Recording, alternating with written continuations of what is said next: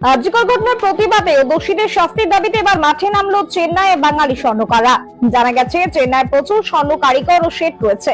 তাদের মধ্যে ক্রিকেট প্রেমী স্বর্ণকাররা আজ চেন্নাইয়ের এলিফ্যান্ট গেটের রাজস্থান গ্রাউন্ডে হাতে প্ল্যাকার্ড নিয়ে বিচার চাই, আর্যিকরের বিচার চাই, দোষীদের শাস্তি চাই, এই দাবিতে আজ মাঠে নেমে তীব্র প্রতিবাদ জানান তারা।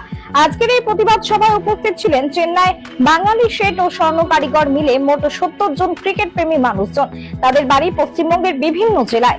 মূলত তাদের দাবি যে আর্যিকর ঘটনার মতো নিন্দনীয় ঘটনা আর কখনো না ঘটে ও যারা প্রকৃত দোষী তারা যত উঁচু তলারই হোক না কেন তাদের যেন কঠোর থেকে কঠোরতম শাস্তি প্রদান করা হয়।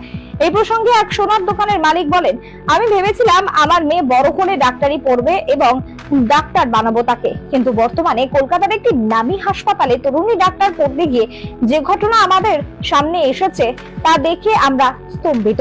পাশাপাশি